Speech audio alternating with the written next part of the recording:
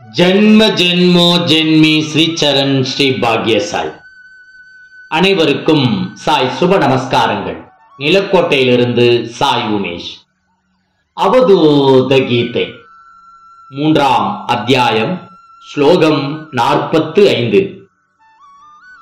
நான் உருவமற்றவனும் அல்ல, உருவத்துடன் கூடியவனும் அல்ல. நான் தூய்மையானவனும் அல்ல, தூய்மையற்றவனும் அல்ல. நான் வேறுபடுத்தக்கூடியவனும் அல்ல, தரமற்றவனும் அல்ல. நான் சுயமான குணத்துடன் ஒளிரும் உண்மையான பிரம்மம். பிரம்மத்தின் சாராம்சம் ஒருமையானது, வேறுபாடுகள் இல்லாதது. ஆனால் பிரம்மத்தின் கனவு போன்ற படைப்புகள் எப்போதும் பல்வேறு தோற்றங்களுடனும் பன்முகத்துடனும் வெளிப்படுகிறது.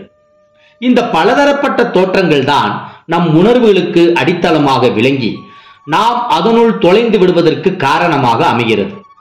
வஸ்துக்கள் அல்லது உணர்வு சார்ந்த அனுபவங்கள் அல்லது நுண்ணிய அனுபவங்கள் போன்றவற்றில் நாம் மூழ்கி விடுவதால் நாம் அனைத்து உயிரினங்களிலும் வியாபித்திருக்கும் ஒரே இருப்பு நிலை என்பதை மறந்து விடுகிறோம்.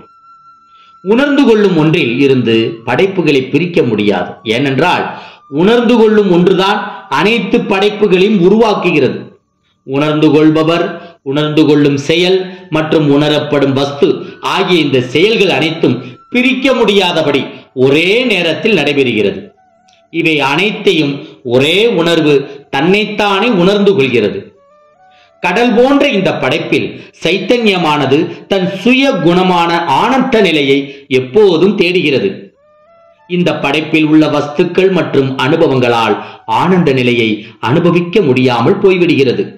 அதனால் நம்மால் உண்மையான நிறைவுத்தன்மையை உணர முடிவதில்லை. ஒரு அவதூதர் எப்போதும் அந்த நிறைவுத்தன்மையுடன் வாழ்கிறார், அதையே சுவாசிக்கிறார். அவர் தன் துவைத அனுபவங்கள் அனைத்தையும் சமர்ப்பணம் செய்து விடுகிறார். விடுதலையானவர் என்றெல்லாம் எதுவும் இல்லை, அனைத்துமே சைதன்யத்தின் நாடகம்தான்.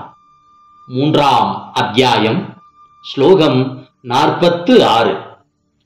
இந்த உலக படைப்புகள் அனைத்தையும் எல்லா வழிகளிலும் துறந்துவிடு. பின்னர் அந்த துறவரத்தையும் துறந்துவிடு. தோற்றங்களில் உள்ள எதையும் புரிந்து கொள்ளுதல் அல்லது விட்டு விடுதல் போன்றவைகளில் உள்ள விஷயங்களை விஷத்தன்மையாக கருதி சமர்ப்பணம் செய்துவிடு. நீ தூய்மையான, இயற்கையான, அழிவில்லாத பிரம்மம். தோன்றியுள்ள அனைத்துமே பிரம்மம் என்றால் பிறகு நாம் ஏன் அவற்றை துறக்க வேண்டும்? நாம் தனிப்பட்டவர், தனிப்பட்ட உருவத்துடன் கூடியவர் என்கிற எண்ணத்துடன் இருக்கும் வரை துறவரம் என்பது உபயோகமற்றது. நாம் துறக்க வேண்டிய ஒன்றே ஒன்று என்னவென்றால், நாம் வரையறுக்கப்பட்ட தனித்துவமான சுயமான உணர்வு நிலையுடன் கூடியவர் என்பதை மட்டும்தான். இந்த வகையான துறவரம் நமக்கு இவ்வாறு இருப்பதில் விருப்பம் இருக்கிறது என்பதால் மட்டும் நடைபெறாது. மேலும் அதற்கு முயற்சி செய்வதால் மட்டும் சாத்தியமாகிவிடாது. முதலில் நாம் அத்வைத சைத்தன்யம்தான் சரி என்று நம்பிக்கை கொள்ள வேண்டும்.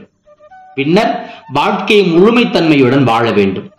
இவ்வகையான உணர்வுகள் வாழ்க்கையில் ஏற்படும் அனுபவங்கள் மூலம்தான் ஏற்படும்.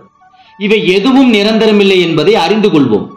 எப்போதும் நாம் நிலையற்ற இந்த உருவங்களின் மீது கொண்டுள்ள பிடிப்பை தளர்த்துகிறோமோ அப்போது நாம் நிலையான, நிறைவான விழிப்புணர்வுக்குள் வியாபிப்போம். இதுதான் பிரம்ம பாதைக்கு தொடக்கமாக விளங்குகிறது.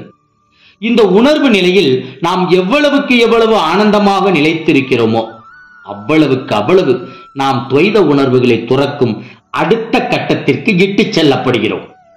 நாம் மாறிக்கொண்டே இருக்கும் இந்த இயல்பிலிருந்து நம்மை விடுவித்துக் கொண்டாலே நாம் விடுதலையானவர் ஆகிவிடுகிறோம்.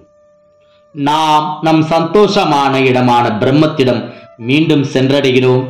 அப்போது நம்மை நாம் எந்தவித சந்தேகமும் இல்லாமல் பிரம்மம் என்று உணர்ந்து கொள்கிறோம். 3ஆம் அத்தியாயம் முற்றிற்று. ஜெய் குரு சாய். நற்பவி சாய்ராமா. ஜெய் குரு தேவ தத்தா.